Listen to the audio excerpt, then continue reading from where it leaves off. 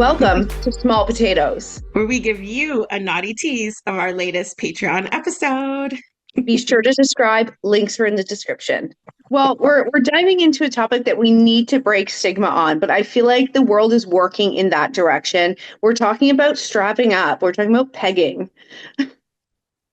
I love it. I love it. I love it. I love naughty topics. I love things that are taboo, and we love smashing stigma. So let's just dive in and go for it, because I feel like pegging is one of those whispered in hushed tones kind of things. Although you're right, it's starting to get a little trending. There's some videos here and there on Instagram I see, and I'm like, oh, we're talking about it now, are we? And we've got a little clip of two lovely ladies on one of my favorite podcasts talking about it, and I can't say I blame them, because if you've done it, if you've tried it, it's awesome. And gentlemen, you can do it at Muse. But you're right. It's the fact that people are talking about it, and they certainly were. This is Thea Rose. The podcast is Segs Talk Radio Podcast. And we saw this on Instagram, and it kind of opened up the gates for this discussion. But the more we talk about it, the less stigma they will be. So let's watch the video and chit-chat a bit about it. I love it. Let's do it. Like, when I first would introduce him to, they'd be like, oh, isn't that gay? Or like, all these things, right? They would have all these questions and like this shame around it. It's actually important to have empathy for those comments, because that's coming from a place of like if I do it, does that make me gay? And then it's. And that's the thing too. It's like I feel like most of us know what being gay is. It's like when it's the same, an interaction with the same sex, right? So it's like, if I'm you're not gay. Like I'm a chick. It's gay if I were a guy, right? And there's literally nothing even wrong with that at all. Like, in fact, I actually do prefer like women. Oh yeah, we were talking about this. Yay, we like you guys. There's something so hot about like watching like two guys. I love it. I want to watch a guy. Yeah. I don't even care about a female. Like, I want to have a male.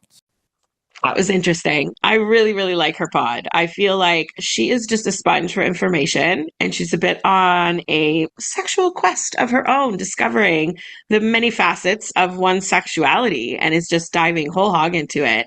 And I like, from watching her pod, and especially her Instagram channel, she's only a couple years into this little discovery journey. So a lot of this stuff is new, it's fresh, or it's recent experiences. And so it's coming from a very fresh mind. Not to age myself, as I know I always do, but it was 15 years ago I was a massage attendant, right? So my experiences are a little outdated. I don't wander around the city looking for sexual adventures because of who we are in the industry and the privacy needed, right? I don't want to run into clients or girls who used to work for us or something at some play party with naked sushi chicks, and I'm like, oh, I was her boss last week. Like, do that. But this chick is on this amazing journey. And the fact that she got pegging stories, I was like, atta girl, you're living it up. And listen, pegging is fun. It's not necessarily something I'd want in, like, if I got married. I don't think I want to do that with my hubby. That said, here's my only disclaimer on anything that would put me in a quote unquote dominant position. If he is very skilled at being dominant, which if I were to get married, he would have to be. If it was part of the instructions, listen, little girl, this is what you're going to do today. That's what I'm going to fucking do today, because I don't want to get in trouble, right? If it's that tone, I could handle it. But if it was now I have to switch, or I have to play dominant or be a mommy or something like that, no, daddy, I don't want that. It's just not the way it's going to go.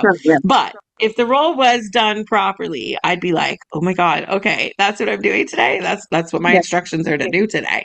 And that could be really fun. But anyways, that's off topic a little bit. But I love that these women were openly talking about it. I find more women are openly talking about the fact that they have pegged a partner, a fling, a somebody over time. Men are slowly getting there, where it's becoming a bit of a conversation, because butt play and prostate play is growing in popularity in terms of open discussion. And so these women lay it out in just such a feminine, soft way that I think it makes it easier, not a man to talk about with his buddies, but he could watch that podcast and be like, wow, there's clearly a lot of dudes doing this. Maybe I shouldn't feel so shy. And what better place than a place like Muse, right? No, I agree. And I think pegging's always existed in massage parlors. I know you've had some experience with it. I've actually had some experience with it as well. But I think generationally, sorry, that was hard to spit out. Generationally, it's becoming more normalized now. I think sex in general is becoming more normalized for the younger generations. So it's more of like our generation and older that don't want to speak on it. They partake in it. Let me tell you, they do, but it's not a conversation piece. And I think breaking that stigma, I mean, anything you enjoy sexually, it shouldn't be stigmatized. If you're enjoying yourself, you're not hurting anyone. It's for pleasure. Why not play and feel free to talk about it? Right? Anything with consent. Just do it. Do more of it. And you're right. Talk about it. Talk about it with your coworkers, but find someone you could talk about it with. Or again, DM us at any time. Pop in the comments below. We'll talk about it. But I think it's one of those things, it can be very nervous newbie because not everyone jumps right into pegging if they're curious about anal play, right? And not everyone necessarily has to go in order. It's not like the rules are finger first or tongue, finger, toy, strap on. And you don't necessarily have to get to that either. But if you're curious, a place like Muse is perfect because the girls are skilled, they have experience, they've tried it, and there are varying degrees. You can choose the size of the dildo. You can choose like the vigor in which he's doing it. You can say stop. You can say when. You can say how much, how fast, how deep, and all the things. And work your way up to whatever your grand fantasy is, because like losing any virginity, you don't go for the whole shebang right off the hop. It doesn't have to be huge. Start small and work your way in. But it takes prostate play and prostate orgasm, prostate pleasure, milking not just the prostate but the penis to a whole other level. You can have not just prostate orgasm from strap-ons, you can have full penis orgasms. And if a man's on all fours, that's just like leaking out of him from pleasure, which to me is top tier in terms of accomplishment. You didn't even touch his dick and he's already jizzing. That is fan-fucking-tastic. But that comfort that can come with a sex professional is very different than going home to your wife of 22 years being like, honey, I want to try something.